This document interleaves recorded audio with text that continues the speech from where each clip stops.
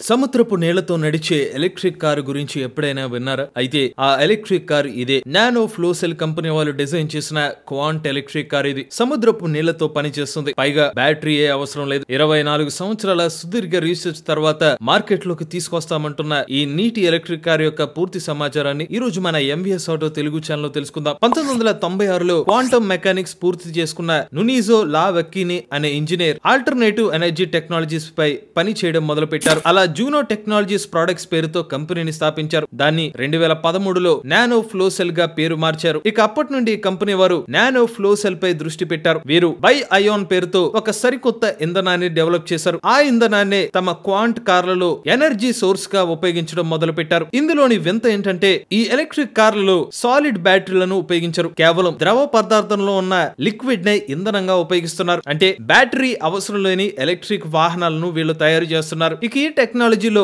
ఇంధన ట్యాంకులు ఉంటాయి. ఈ ట్యాంకులలో పాజిటివ్, నెగటివ్ ఎలక్ట్రోలైట్ సొల్యూషన్ ఉంటుంది. ఇవి లోపల రియాక్ట్ అయ్యి ఎలక్ట్రిసిటీని ప్రొడ్యూస్ చేస్తుంది. అలా వచ్చిన ఎలక్ట్రిసిటీ ఎలక్ట్రిక్ మోటార్ ని రన్ చేస్తుంది, చక్రాలను తిప్పుతుంది. వీళ్ళు తయారు చేసిన కారు 1075 హార్స్ పవర్ ని అందజేస్తుంది. ఇక వీరు తయారు చేసిన ఎలక్ట్రిక్ కార్ లో ఒక కారు పేరు ద న్యూ క్వాంట్. ఇది ఒక high speed sports electric car. ఈ కారు స్పెసిఫికేషన్లు దీని టాప్ స్పీడ్ గంటకు 398 కిలోమీటర్లు, 0 నుండి 100 కిలోమీటర్ల వేగాన్ని కేవలం 2.1 సెకండ్ లో చేరుకోగలదు. ఇక ఈ కారులో 4 140 కిలోవాట్ల పిఎంఎస్ఎం మోటార్లను ఉపయోగించారు. మొత్తం 4 మోటార్లు కలిపి దీని శక్తి ఏకంగా 560 కిలోవాట్లు అన్నమాట. ఇంత పవర్ఫుల్ మోటార్ అంటే కారు ఎంత పవర్ఫుల్ గా పర్ఫామ్ చేస్తుందో అర్థం చేసుకోవచ్చు. ఇక దీని ట్యాంక్ సామర్థ్యం 500 లీటర్లు, మైలేజ్ 1200 కిలోమీటర్లు. ఇక ఇప్పుడు ఫ్లో సెల్ కంపెనీ వాళ్ళు డెవలప్ చేసిన బై అయాన్ ఎలా పనిచేస్తుందో తెలుసుకుందాం. మొదటిగా ఇవి సెల్ఫ్ డిశ్చార్జ్ లేనిది, మండే గుణం లేనిది, విషపూరితం కానిది. ఇన్ని సేఫ్ అండ్ సెక్యూర్ ఫీచర్స్ తో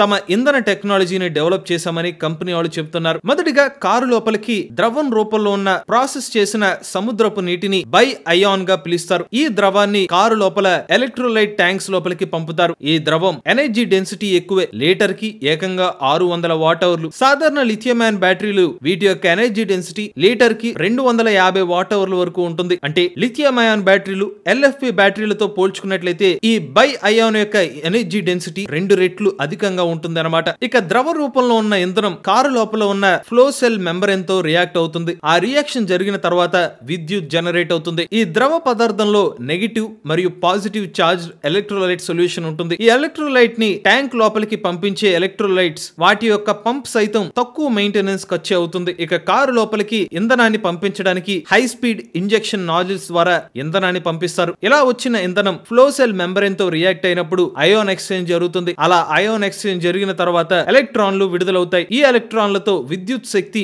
బయటకు వస్తుంది. వచ్చిన ఎలక్ట్రిక్ ఎనర్జీ ఎలక్ట్రోలైట్ ఫిల్టర్ ద్వారా ప్రవహిస్తుంది. అప్పుడు బై డైరెక్షన్ లో ఉన్న అయాన్ మాలిక్యూల్స్ ని ఫిల్టర్ చేస్తుంది. చివరగా ఎటువంటి హాని లేని స్వచ్ఛమైన శక్తి ఆ కారుకి అందుతుంది. అలా మోటార్ కు వెళ్లి ఆ విద్యుత్ కారు పనిచేస్తుంది. ఇక ఇందులో ఉపయోగిస్తున్న ఫిల్టర్ ని ప్రతి 10,000 కిలోమీటర్లకి ఒకసారి మార్చుకుంటే సరిపోతుంది. పైగా ఈ ఫిల్టర్ 100% రీసైకిల్ చేసుకోవచ్చని కంపెనీ వారు చెబుతున్నారు. ఇక వీళ్ళు బై అయాన్ ఇంధనాన్ని తయారు చేయడానికి ఖర్చు సైతం చాలా తక్కువగానే అవుతుందని చెబుతున్నారు. సముద్రం నుంచి సేకరించిన నీటిని ప్రాసెస్ చేసి బై అయాన్ ఇంధనంగా మారుస్తారు. అయితే ఈ ఇంధన తయారీ మాత్రం కంపెనీ రహస్యంగా ఉంచింది. అంతా బానే ఉంది. మరి ఈ టెక్నాలజీ ఉన్న సమస్యలు ఏంటి అంటే వీరి బై అయాన్ టెక్నాలజీలో ఛార్జింగ్, డిశ్చార్జింగ్ అనే పద్ధతి ఉండదు. సాధారణ బ్యాటరీల్లో ఛార్జింగ్ మరియు డిశ్చార్జ్ చేసుకుని దాదాపుగా 8 సంవత్సరాల పాటు ఆ బ్యాటరీ ప్యాక్ ని ఉపయోగించుకోవచ్చు. ఇది ఎలక్ట్రిక్ కార్లలో తరచుగా చూసే ప్రక్రియ. కాకపోతే బై అయాన్ ఇంధనాన్ని మనం ఛార్జింగ్ మరియు డిశ్చార్జింగ్ చేసుకోలేము. కేవలం ఇంధనాన్ని ఒక్కసారి రీఫిలింగ్ చేసుకుని